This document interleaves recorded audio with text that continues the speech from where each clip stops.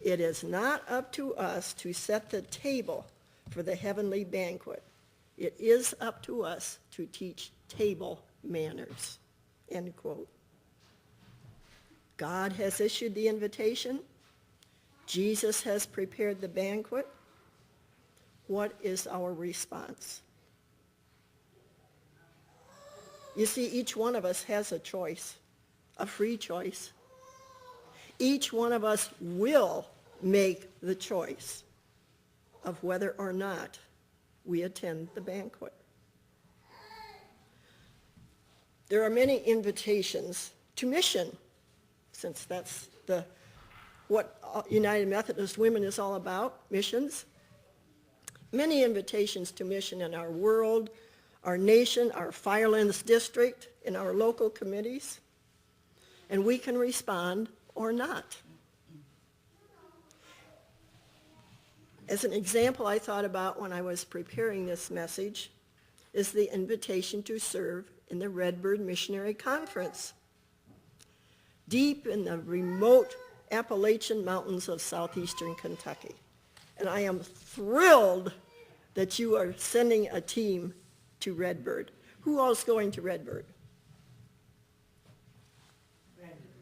To Redbird? Okay, great.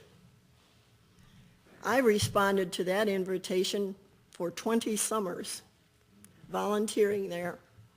What an experience. Now, the only difference between a work team and a volunteer is that the work teams are there for a week and they stay in cabins. Volunteers are there for 2 or 3 weeks and some never go home. Some have stayed forever. And we are housed in the nurses' quarters. However, we all eat together for breakfast and the evening meal. Generally, the work teams take their lunches with them to the work site.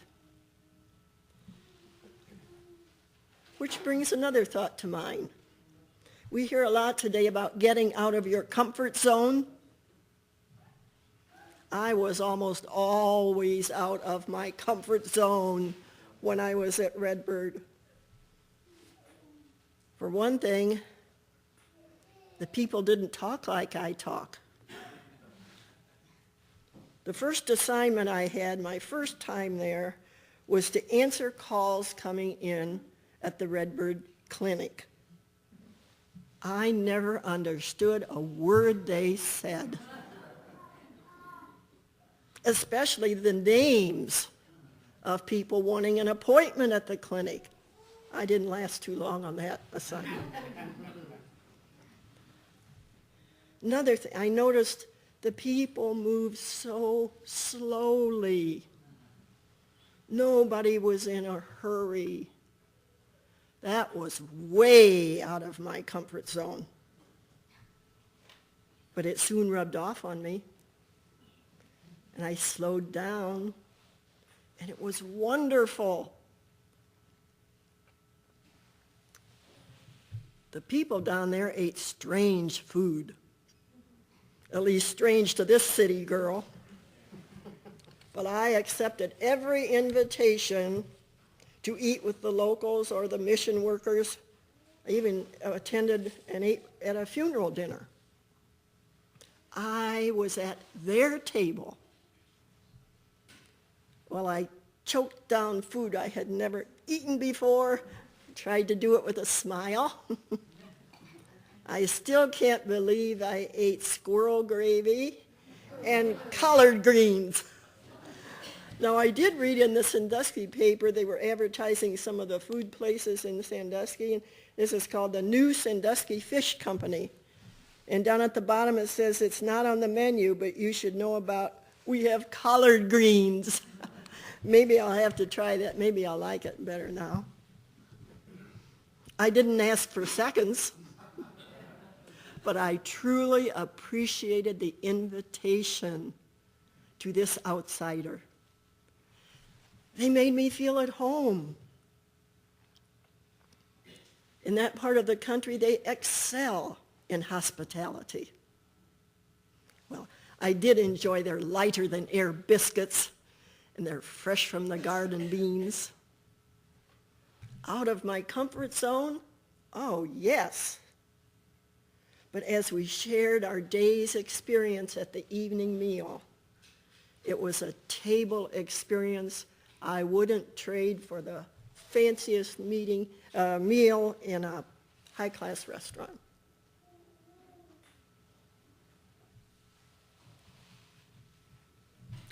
I think it's a good idea, maybe even a necessary one, for Christians to get out of our comfort zones more often. Sometimes I wonder what is holding us back. What are we afraid of? What part of the invitation don't we understand? Who is at the table? Who is at the table in your home? Do newscasters monopolize the time? Do sports broadcasters demand our attention during supper? Are we riveted to the TV during meals? Do we read the newspaper or magazine at breakfast and lunch? Are we on the cell phone during meals?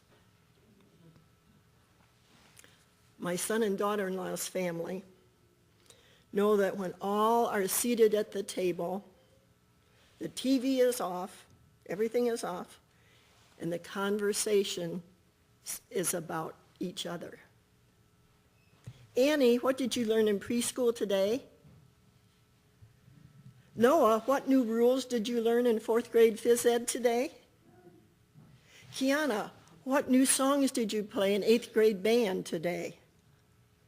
Even Mika, the 2-year-old, is asked, what did you see when you played outside today? Mom, what was the highlight of your day today? Dad, did anything special happen at work today? No cell phone, no texting. They don't even answer the home phone. I believe that the church, the body of Christ, should and must extend the invitation to the table to everybody, especially those persons with whom we are not particularly comfortable, and have conversation with our guests. When we United Methodists have our next potluck, perhaps we need to pay attention to who is at the table with us. If everybody looks like us and talks like us and eats the same food we like, we have work to do. Now, I'm mulling these messages over and over, and God said to me early Thursday morning, many of my children don't even have a table. For instance, persons who have lost everything in a flood, a volcano eruption, an earthquake, a hurricane, or persons whose culture says you can eat on the ground. Homeless persons who eat on a park bench or on a rock under a bridge. Children who wait in the alley to see what food will be thrown out in the dumpsters, and they eat right there on the spot.